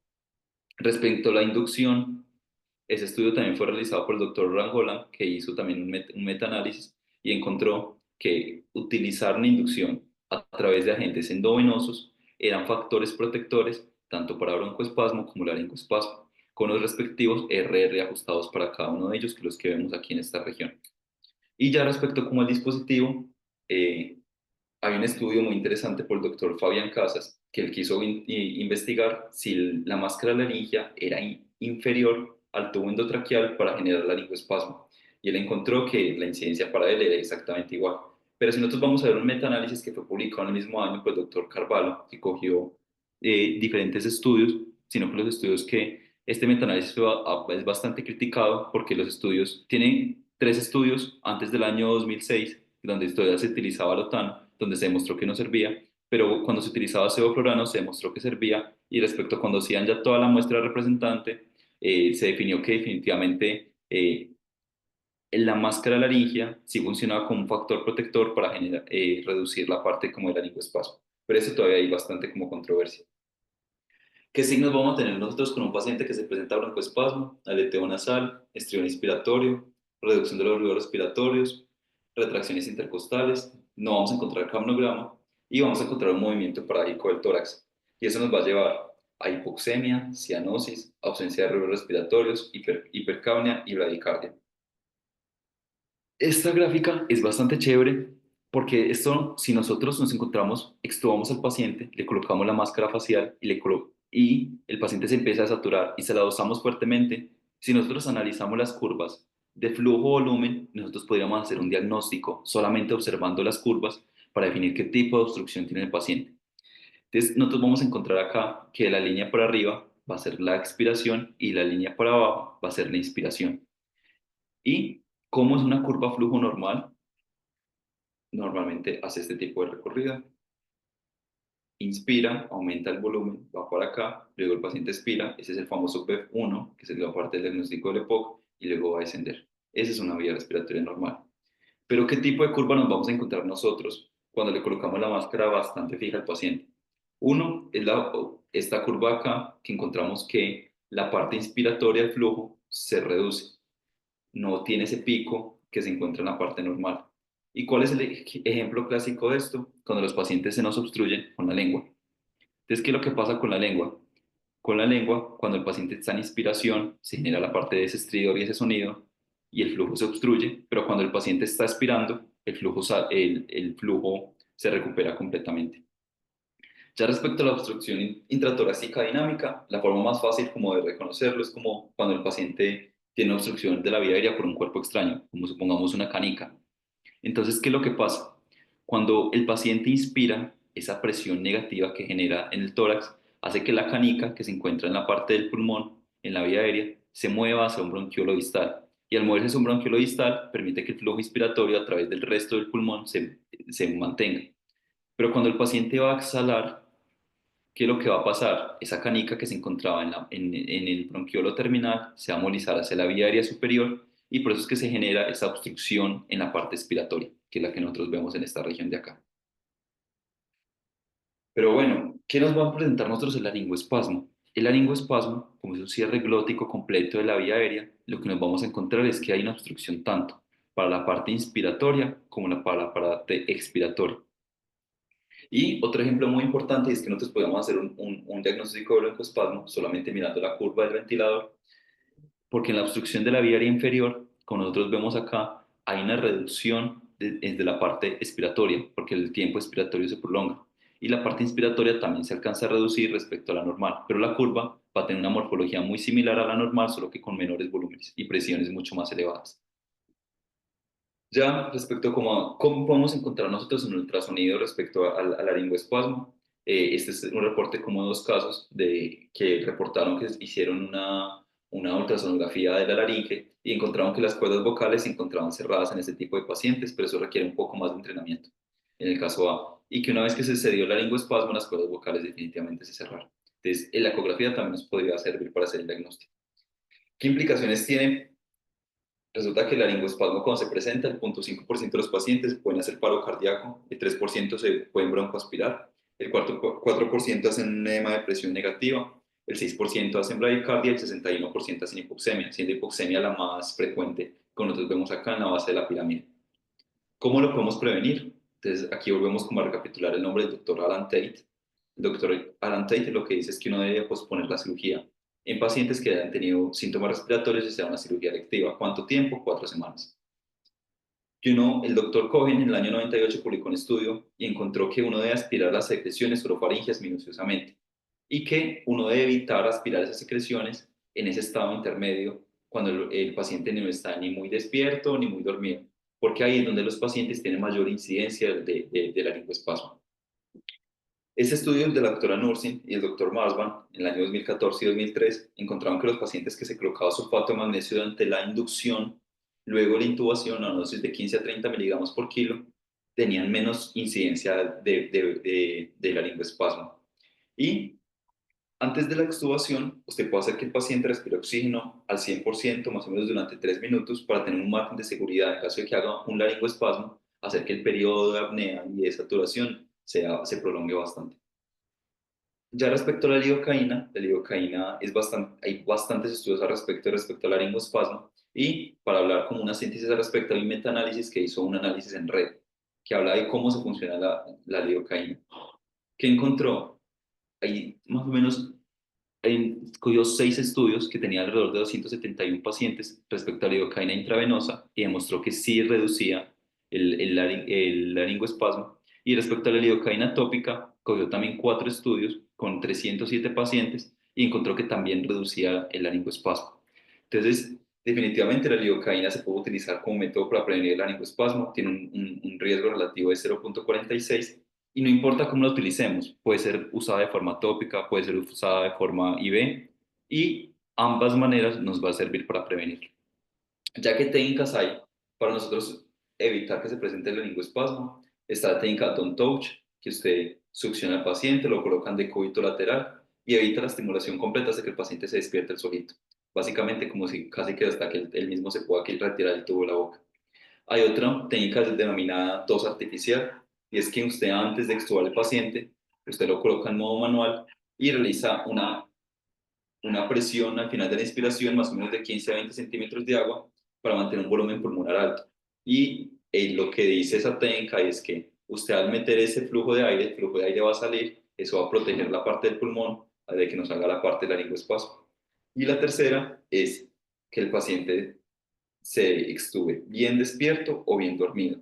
Respecto a cuál de las dos formas se recomienda hacerlo, no hay un consenso completamente claro. Lo que se sugieren y es que la máscara laringea se haga de una forma muy profunda. Te digo que eso molesta tener un dispositivo ahí en la laringofaringe. En cambio, el tubo endotraqueal se puede retirar bien despierto, casi que el paciente se lo pueda retirar. Ya respecto al tratamiento, el tratamiento debe ser un reconocimiento rápido y un manejo mucho más agresivo. Usted debe retirar el estímulo irritante, entonces si usted no, o que está generando ahí, si el paciente de pronto estaba en una cirugía de amígdalas, usted debe aspirar toda esa sangre que se encontraba ahí. Y después de ahí, lo que se recomienda es hacer la maniobra de la presión de la muesca del laringo, que es hacer una presión acá en la región inferior en la mandíbula. Y eso se ha encontrado que genera un mecanismo que hace que el laringoespasmo ceda. También es muy importante colocar en la monitoría, la saturación. Usted puede revisar con el coagulógrafo si el paciente sí o no moviliza adecuadamente CO2. Usted puede encontrar si usted debe realizar presión positiva en la vía aérea, porque recordemos que a veces se genera ese pequeño espacio donde podría pasar el flujo. Y usted puede utilizar también propofol. Esos son como los medicamentos de primera línea. Ya respecto a que otros medicamentos se han encontrado, se ha encontrado que usted puede utilizar succincolina. Respecto a la dosis, la literatura no se ha puesto completamente de acuerdo. Unos dicen que una dosis de 0.5 es suficiente. Otros dicen que como es succincolina, igual ya sabemos que el efecto al ser un relajante despolarizante va a durar 10 minutos, el paciente va a poder ventilar solito, entonces que uno debe utilizar la dosis completa, dosis plena, para poder que actúe mucho más rápido. Sin embargo, siempre tener en cuenta que la atropina puede generar, la succincolina puede generar síntomas vagales, entonces debemos tener la atropina a la mano. Y hay otra técnica que es que uno puede realizar una compresión torácica suave, porque esa compresión torácica suave va a generar que el reflejo de Hering-Brewer a través del grupo pontino respiratorio hace que el laringoespasmo se rompa. Usted también puede hacer la intubación con lidocaína tópica o ya en caso muy emergente, definitivamente usted puede hacer una cricotirotomía.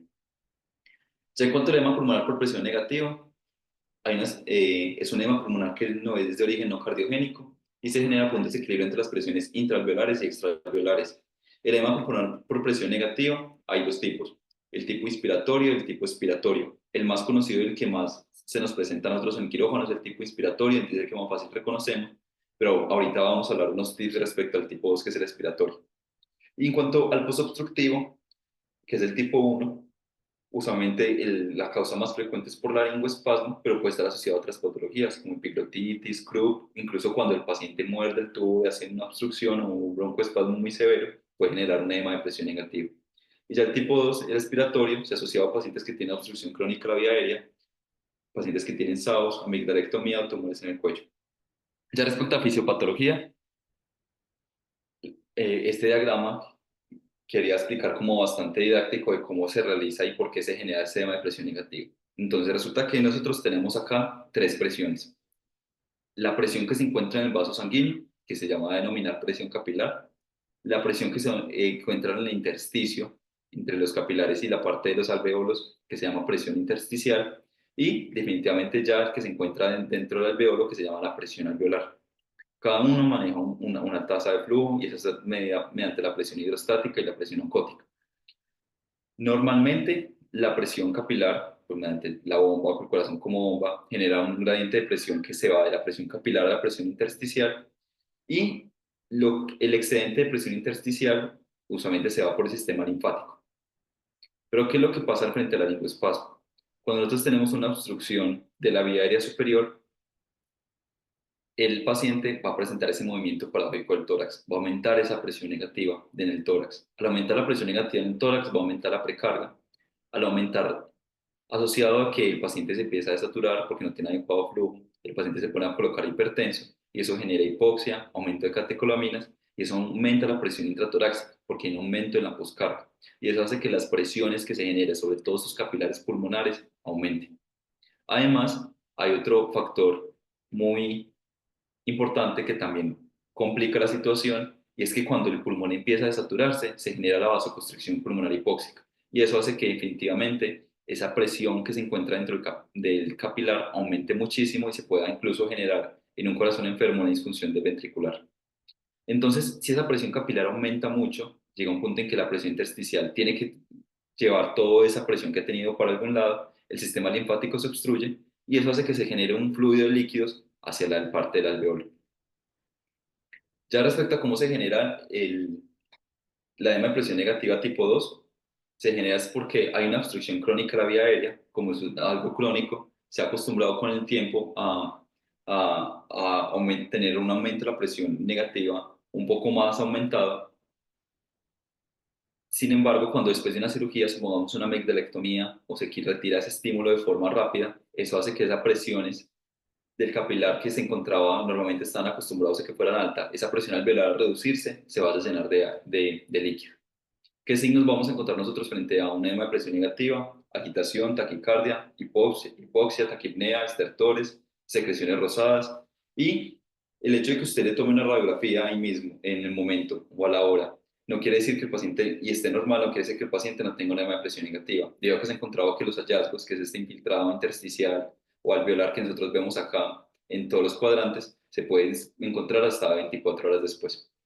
Ya respecto a la ecografía, recordemos que la ecografía es muy útil para valorar la parte pulmonar. Se ha encontrado que es mucho más sensible incluso que la radiografía para evaluar efusión pleural y consolidación alveolar y síndromes intersticiales, que es lo que se presenta frente a la parte del edema de presión negativa. Y ya respecto a la ecografía, no quería dejar atrás, y es que el departamento tiene investigaciones respecto a esto. Este estudio publicado por el doctor Caballero y con el doctor Alberto Giraldo y el doctor Benítez, junto con el doctor Zorrilla, muestra dos casos de dos pacientes que se tuvo en un edema de presión negativa y que hallazgos se encontraban respecto al ultrasonido. Y se encontró que se generaban las famosas líneas B, que son las que nosotros vemos acá. Y que cuando el paciente mediante presión positiva mejoraban, esas líneas B se reducían, incluso se desaparecían. Y eso lo reportaron en estos dos casos. ¿Qué diagnóstico diferencial se tiene que tener en cuenta en cuanto a la edema de presión negativa. Entonces tenemos que tener en cuenta que puede también ser asociado a aspiración, anafilaxia, embolia pulmonar o sobrecarga de volumen, porque puede eso generar edema. El tipo 1 usualmente está asociado a una obstrucción y después se genera la dificultad respiratoria, como el caso clínico que le mostramos. Y el tipo 2, hay unos factores de riesgo que nos muestran ese paciente que está en cuidados posanestésicos porque lo pueden realizar, que son los menores de 2 años, los que tienen un índice de apnea y hipopnea mayor a 24, los que saturan menor del 90% ambiente y los que en cuidados posanestesia no la han podido retirar acá en una sala y tienen una estancia mayor a 100 a 120 minutos. En cuanto al tratamiento, en la mitad de los casos va a ser necesaria la ventilación mecánica. Entonces, lo más importante es el reconocimiento temprano, esa va a ser la base para nosotros hacer un tratamiento adecuado. Luego vamos a hacer un adecuado manejo de la vía aérea, vamos a colocar oxígeno para mejorar la parte de la saturación, vamos a colocarle presión positiva y se ha encontrado que esa presión positiva hace que se resuelva rápidamente el edema pulmonar y mejore en 24 a 48 horas. Hacer unos cuidados según como que tanto, si lo requiere una unidad de cuidado intensivo o unidad de cuidado intermedio, y mirar cuál es el desenlace, que en la mayoría de los casos es favorable. Hay unos estudios, hay unos artículos que hablan de que uno podría utilizar furosemida.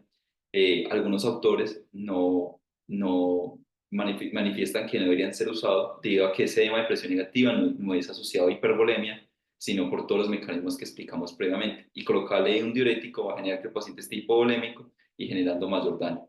Pero hay otros autores que dicen que la furosemida también se ha encontrado que tiene un efecto en los vasos venosos, mejorando la capacitancia, y por eso es que se podría utilizar. Definitivamente estos pacientes en la literatura no se ha puesto de acuerdo y dice que, pero lo que hasta ahora muestra es que no se aconseja utilizar corticosteroides o antibióticos de manera temprana.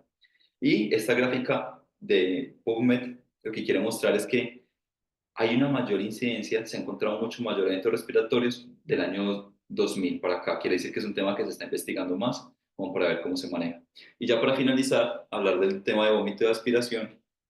El vómito de aspiración se define como la inhalación de contenido orofaríngeo o gastroesofágico por debajo de las cuerdas vocales. Eso se genera por una atenuación de los reflejos laringios y está asociado al 5% de las reclamaciones. ¿Y por qué es tan importante? Porque el 50% se asocia a muerte.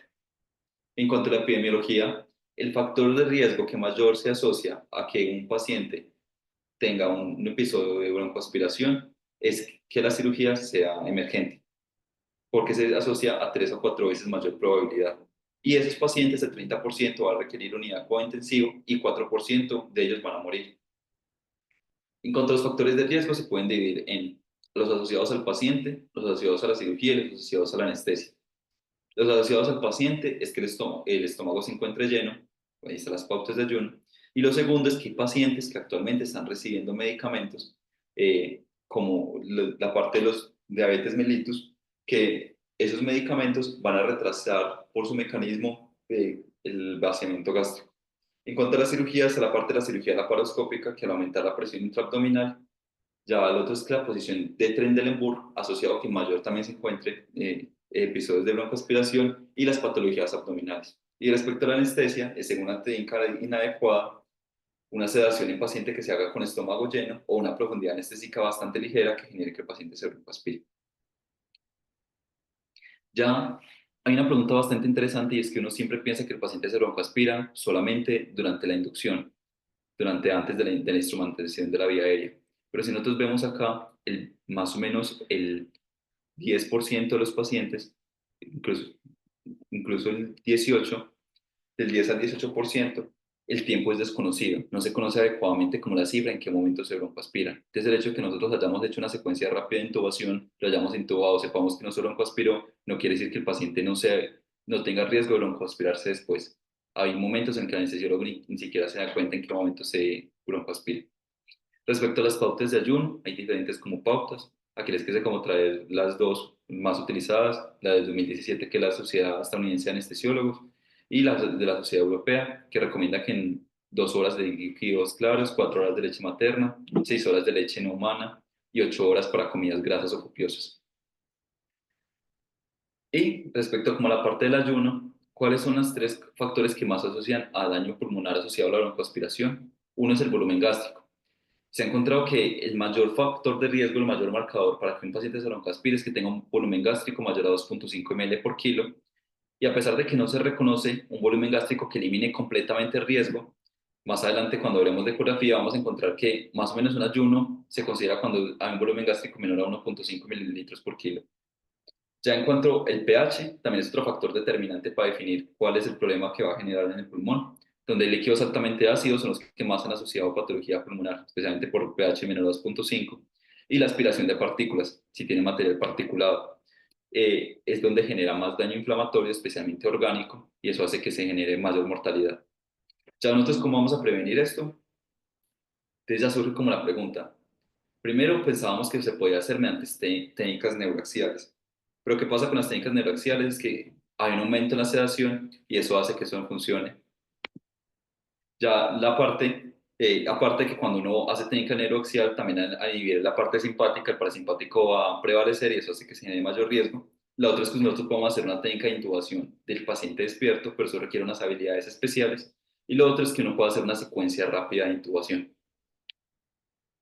Ya respecto a la secuencia rápida de intubación, ya podemos nosotros utilizar un algoritmo para definir qué tipo de casos podemos utilizar nosotros para definir qué pacientes debemos tener cuidado. Entonces, lo primero es que si nosotros tenemos un paciente que no tiene ayuno y contamos o que sospechamos que no tiene ayuno porque tiene una patología abdominal, porque es diabético y tiene una gastroparesia diabética, porque está tomando medicamentos que retrasan el vaciamiento gástrico o porque tiene un abdomen agudo, uno podría revisar imágenes. Pacientes incluso algunas veces hospitalizados tienen tomografías.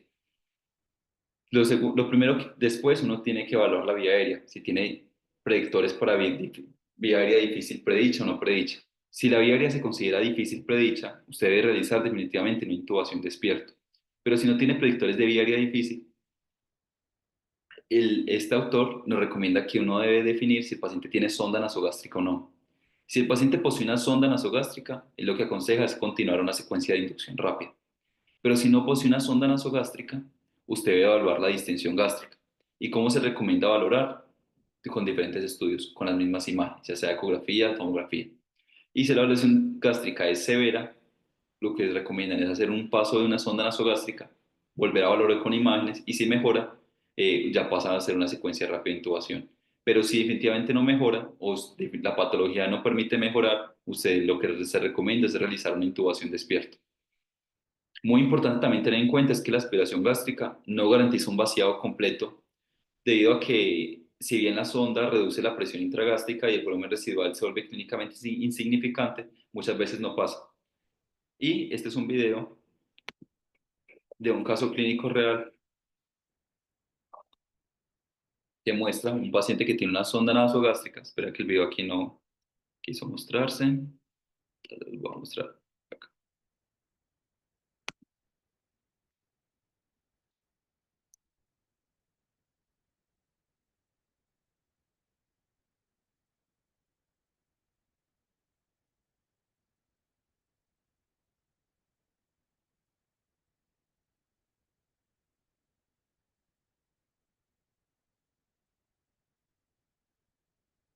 Un momento, ya les voy a colocar el video.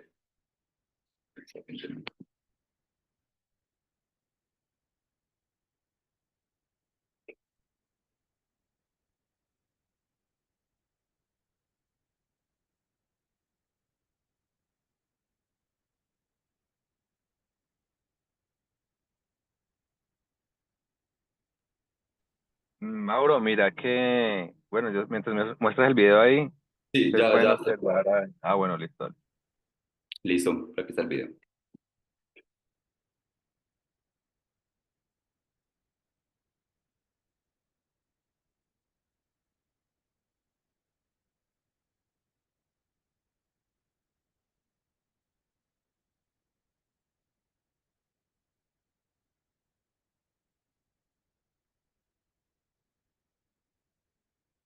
Entonces, ¿qué es lo que nos muestra esta tomografía? Aquí vemos la parte como del esófago. Si nosotros vemos aquí en el esófago también en un paciente que tiene una sonda nasogástrica, a pesar de que incluso vemos acá contenido alimenticio incluso dentro del propio esófago. Y si vemos acá, aquí en la región torácica, la pasamos a la región abdominal, nosotros vemos aquí el estómago, vemos que incluso el paciente, a pesar de tener una sonda nasogástrica, el paciente tiene una distensión bastante severa, entonces es un paciente que definitivamente tiene todos los factores de riesgo para broncoaspirarse y lo que se aconsejaría sería realizar una intubación con paciente despierto.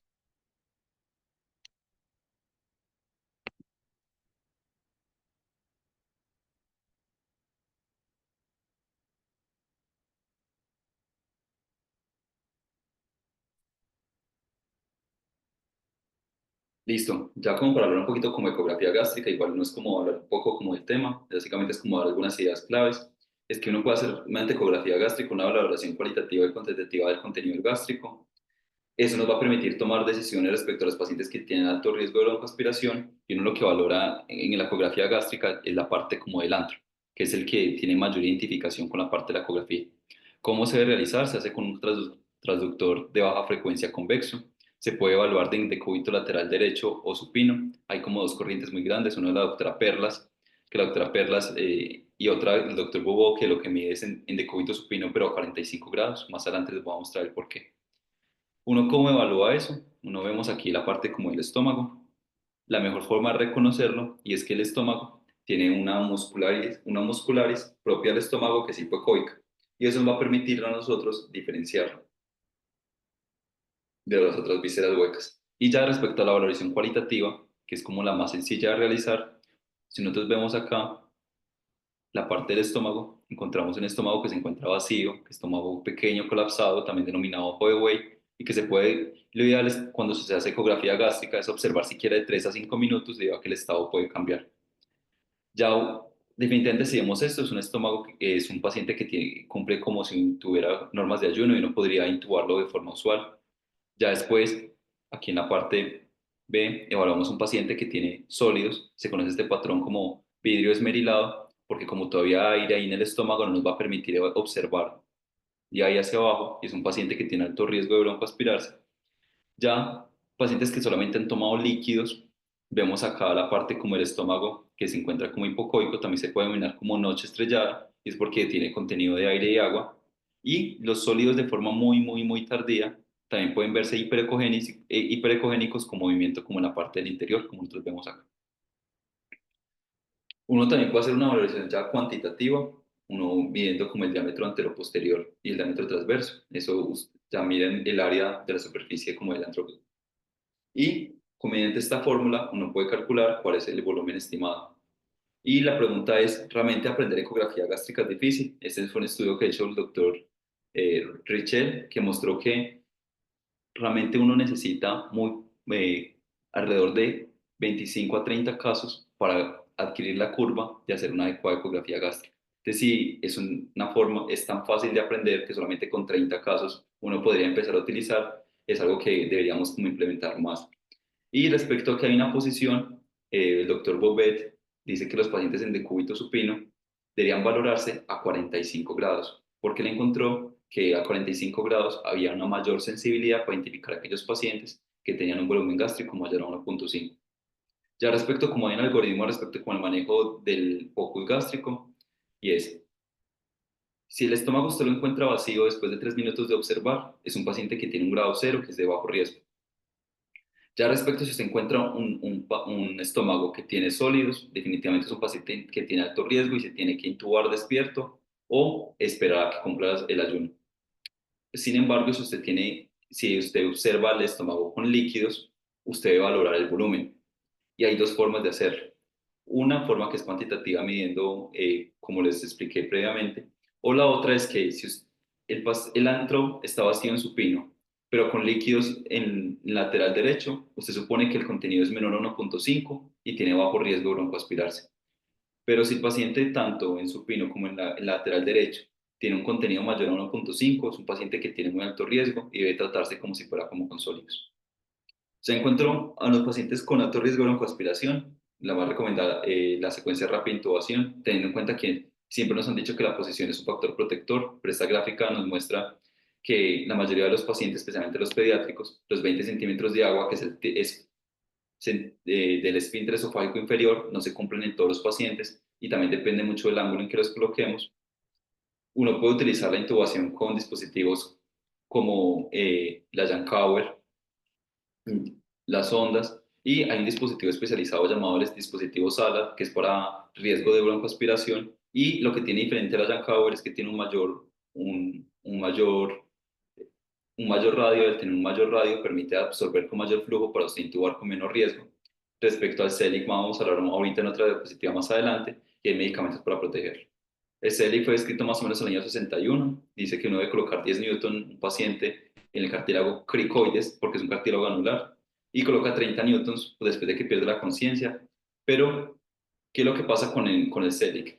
A ese estudio, fue en el año 2019, fue valorado a través de la evidencia y quiso evaluar el CELIC respecto a la intubación normal. Y lo que ellos encontraron, eran más o menos con un grupo casi de 3.000 pacientes, era que colocar el CELIC dificultaba la parte de la visualización de la intubación orotraqueal. Aparte que los pacientes que se les hacía CELIC y no se les hacía CELIC tenían la misma incidencia de aspiración. Entonces, y se asociaba a grados de 3 o 4 Cormac y mucho más difíciles como de la manipulación de la vía aérea. Entonces, definitivamente, pues según la parte de la evidencia, actualmente no se recomienda hacer CELIC.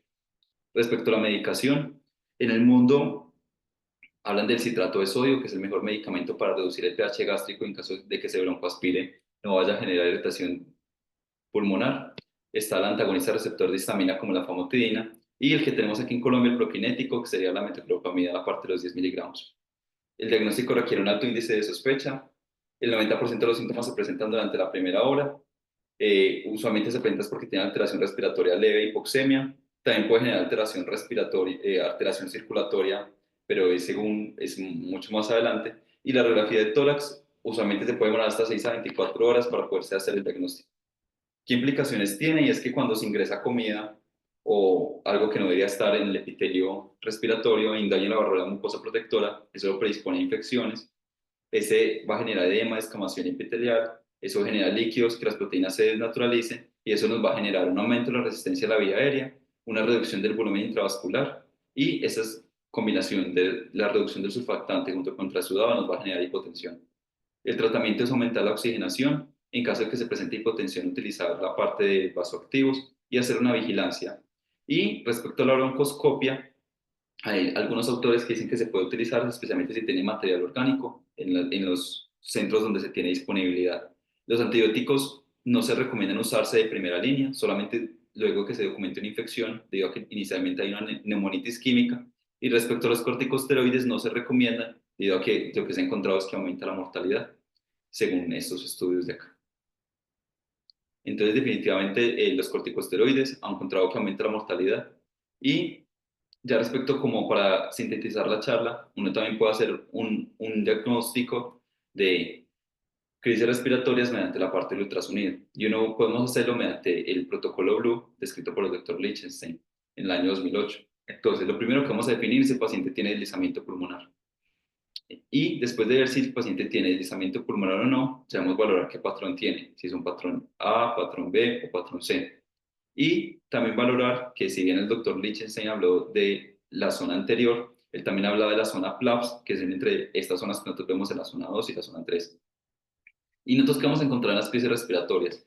Que el broncoespasmo vamos a tener un patrón A, el laringoespasmo vamos a tener un patrón A, o podemos encontrar incluso un patrón A', que quiere decir la prima, es un patrón A, es decir, un pulmón normal, pero el laringoespasmo, al ser tan severo, no tiene flujo, y al no tener flujo no va a tener deslizamiento pulmonar, y sin PLAPS, porque eso nos va a descartar el diagnóstico de neumonía. El edema de presión negativa se va a encontrar con líneas B, que es el famoso patrón B, y la broncoaspiración, como genera eventos de consolidación, se puede presentar tanto con patrón A con PLAPS, patrón C o patrón AB. Y ya ese es finalizando la charla. La bibliografía la pueden encontrar en el QR.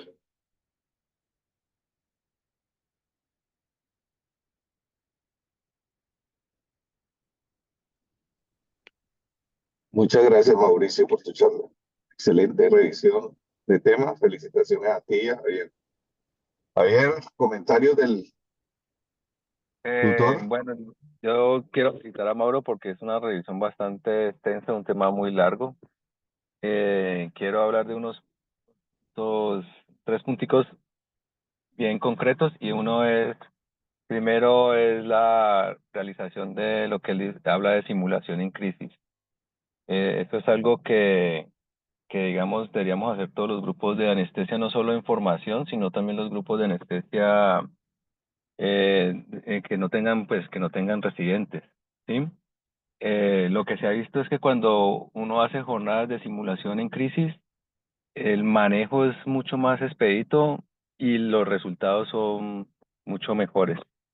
Lo segundo es la formación en ultrasonido. Como ustedes pueden ver ahí, el ultrasonido es una gran herramienta no solo para el diagnóstico, por ejemplo, lo que él hablaba, Mauro, ahí, que por ejemplo los pacientes que hacen edema de presión negativa, uno puede encontrar líneas B, o en los pacientes que tienen una crisis respiratoria digamos, lo que uno encuentra es que el ultrasonido pulmonar es normal, pues lo más seguro es que los pacientes tengan un broncoespasmo o el broncoespasmo que se asocia pues a la anafilaxia. Entonces, digamos que el ultrasonido pulmonar o el entrenamiento en ultrasonido es fundamental para poder hacer también el diagnóstico.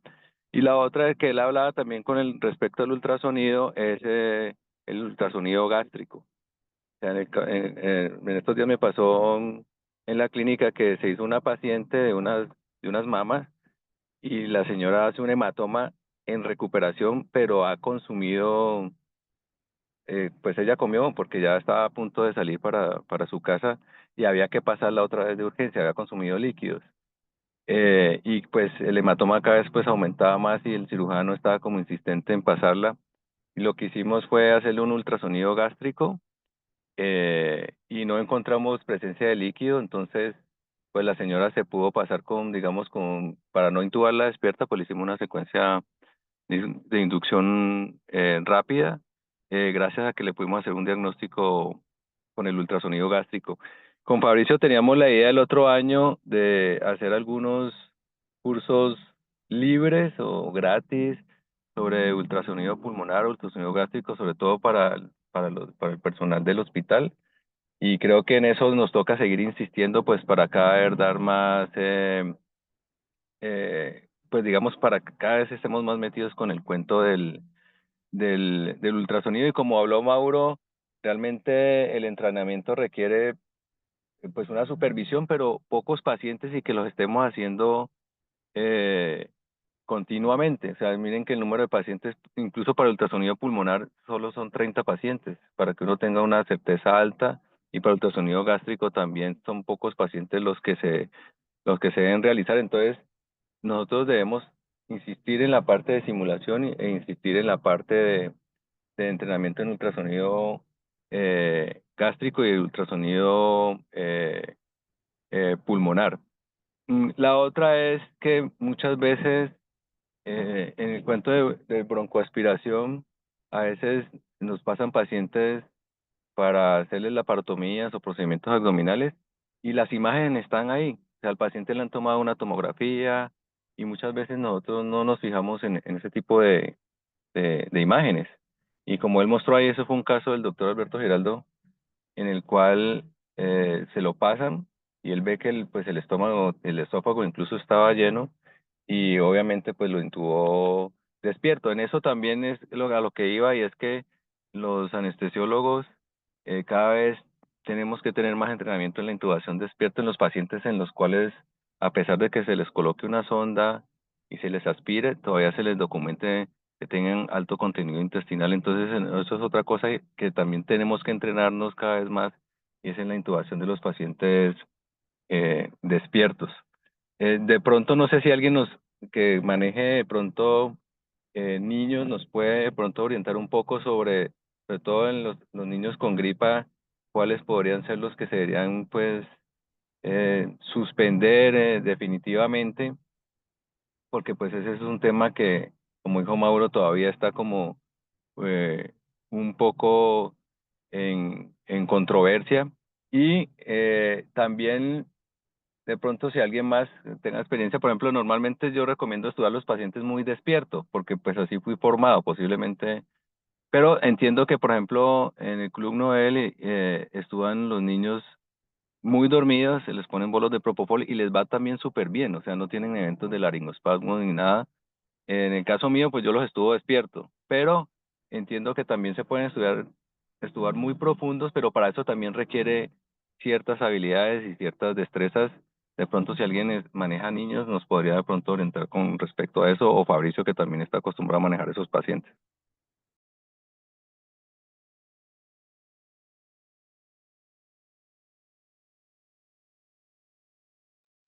O si hay preguntas del público, pues estamos prestos a resolverlas.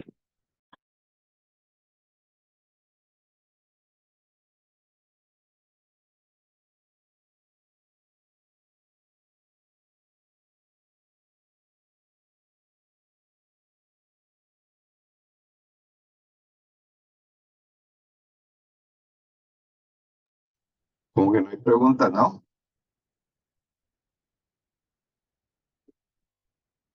Javier, ¿Vamos, Fabricio? no veo preguntas. Ah, ok, dale, dale. No, o sea, No, o de pronto tú desde la experiencia que tienes con ultrasonido pulmonar o ultrasonido gástrico, digamos, qué nos puedes recomendar, Fabricio? no, hacer énfasis. Creo que el doctor Germán Castillo quería Sí, opinar, no estoy seguro. sí, sí, ahí acaba de poner Manso, ya le damos la palabra. No, el hacer énfasis en lo que tú dices son herramientas y habilidades que el anestesiólogo moderno las debe tener. Eh, definitivamente nos cambia conductas en el escenario propio en el momento de actuar con nuestro paciente. O sea que definitivamente, aparte de todo el manejo de la vía aérea y de la ventilación en los 4 o 5 tópicos que tocó Mauricio, el ultrasonido ya aparece como una herramienta más. Eh, interesante el tema de la medición que puso Mauro en relación al broncoespasmo en modo M, ¿no? Esa no la había visto, pero sí se veía, que sí había visto en broncoespasmo el patrón de línea A con una pleura que desliza muy poco, muy lentamente, dando hasta a veces hasta la apariencia de los pulmones que vimos en ese área severos, cuando el broncoespasmo severo. Esa me pareció bastante interesante la medición en modo M, aparte pues de la gravedad. Y pues no, el tema del ultrasonido gástrico sí también nos ayuda bastante a cambiar conductas, como el caso que pusiste de ejemplo. Lo otro es las curvas de la monitoría gráfica, ¿no? Todo lo que tiene más que ver con el tema de la ventilación mecánica. Ese es otro punto bien importante que uno debe conocer bien, la monitoría gráfica aplicada a estas crisis que nos puede ayudar a definir cuál es el problema desde el punto de vista de la ventilación. Fabricio, Por- mira que nosotros hemos tenido casos en estos pacientes que usan análogos del GLP-1 de uso semanal. Y muchas veces en los servicios de endoscopia estamos como tratando de hacerles ultrasonido gástrico previo a la endoscopia, porque muchos de estos pacientes a veces no siguen las recomendaciones y nos hemos encontrado pacientes que tienen estómago lleno y a veces nos ha tocado diferirlos o suspenderlos para una endoscopia programada. Entonces, mira que los servicios de endoscopia también deberían tener ecógrafo en el caso de que nosotros tengamos la duda si los pacientes tienen estómago o no lleno, sobre todo con estos medicamentos que se utilizan para diabetes que producen retardo en el vaciamiento gástrico. ya, interesante, ¿no? Y ¿tienes la base de datos de esos pacientes?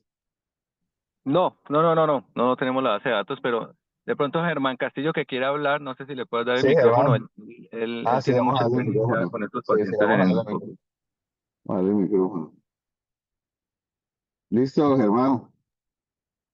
Gracias, Fabricio. Buenas noches a todos. Felicitaciones, Mauro, por la conferencia. Estuvo muy interesante todos los tópicos abordados.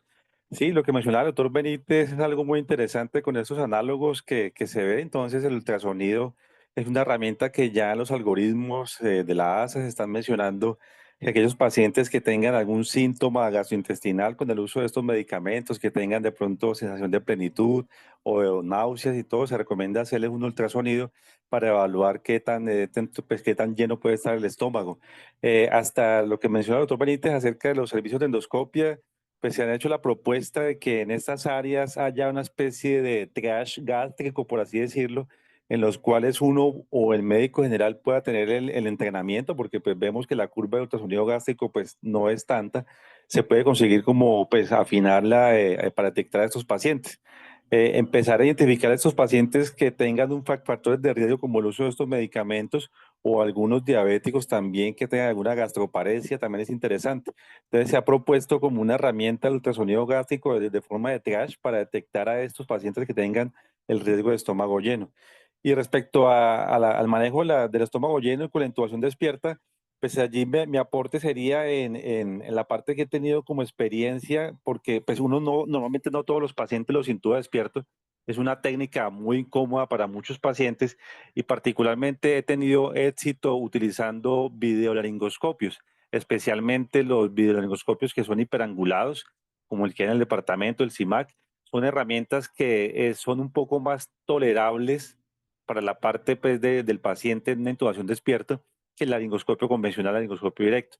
Entonces, con el uso de videolaringoscopio se asegura un éxito mayor y se logra en el primer intento en el paciente en intubación despierta asegurar la vía aérea. Entonces, es una herramienta a considerar para este tipo de situaciones. Y nuevamente, la invitación que ustedes hacen es muy cierta y muy valedera de la formación y hacer todos estos ejercicios de simulación para estos escenarios de crisis, porque pues como les digo, la intubación despierta no es una técnica que se perfecciona de la noche a la mañana ni tampoco se utiliza todos los días. Entonces, sí es importante perfeccionar esta parte. Y respecto al broncoespasmo, algo también que hay que apuntar es acerca de los pacientes y lo que mencionamos ahora allí, que son como muy atópicos o muy alérgicos y que te mencionan durante la valoración preoperatoria o antes de la inducción, que te refieren esas alergias a muchos medicamentos, especialmente a los AINES.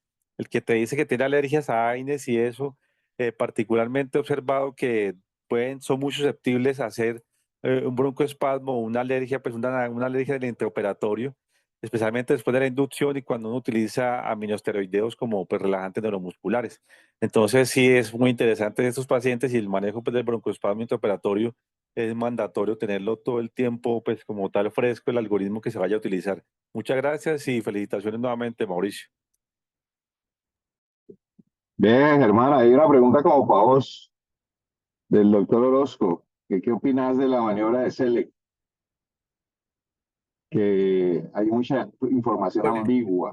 Está muy discutido y yo pues soy partidario que pues hacerla ayuda, pero hacerla no te genera confianza.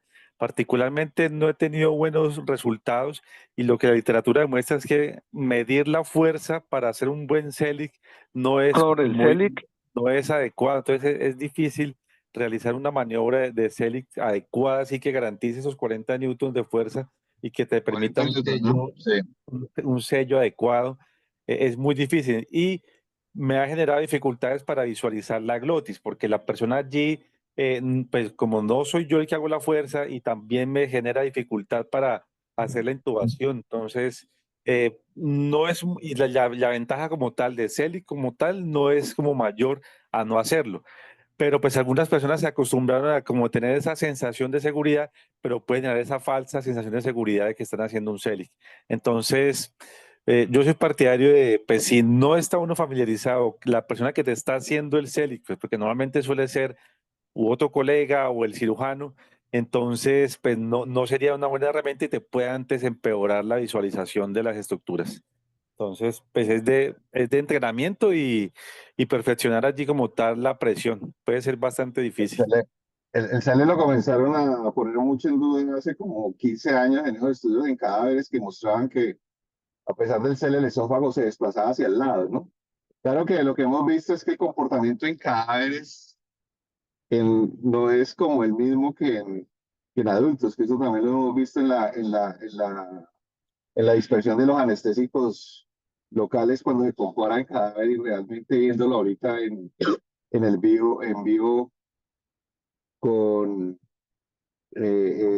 parece ser que hay cosas que alteran eso. Podría ser algo similar a lo que pasó con el CELE, con esos estudios que comenzaron como a ponerla bastante en riesgo. Me acuerdo de un artículo de la revista colombiana que la ponías como tú, más o menos en el análisis que tú hiciste, ¿no, Germán? Que no aportaba mayor cosa y sí podía traer antes complicaciones, sobre todo en estómagos muy distendidos, que podía haber ruptura esofágica. Sí, no, y lo que te interrumpa, lo que mostró Mauro ahí en ese estudio con casi 3.000 pacientes del 2019 es que definitivamente el CELIC puede producir más complicaciones en el sentido de la poca visualización. Y incluso en ese estudio ya no recomiendan realizarlo, ¿sí? Entonces, o lo que dice, pues, o tiene que ser muy bien supervisado, pero pues realmente el CELIC cada vez yo creo que se va a abandonar hasta que se... Exacto. Bueno, Javier, no sé si ya damos por terminada la actividad. Ahora, Fabricio, es de pronto organizar un cronograma del otro año, que es la idea que tenemos en el departamento, y es una socialización de ultrasonido gástrico y pulmonar libre, o sea, de libre entrada, no, pues sin cobrar y sin eso. De pronto empezar con los colegas del hospital o de la sociedad que quieran ir Sí, de y, acuerdo. digamos, ir impulsando la parte de ultrasonido en jornadas que sean de libre acceso. eh, Porque creo que sí es una herramienta que nos va a servir muchísimo para el diagnóstico y el tratamiento y sobre todo para la prevención de complicaciones. Exacto, de acuerdo. Les estaremos informando. Bueno, muchas gracias a todos por habernos acompañado en la actividad de hoy y nos vemos la próxima semana. Que estén muy bien.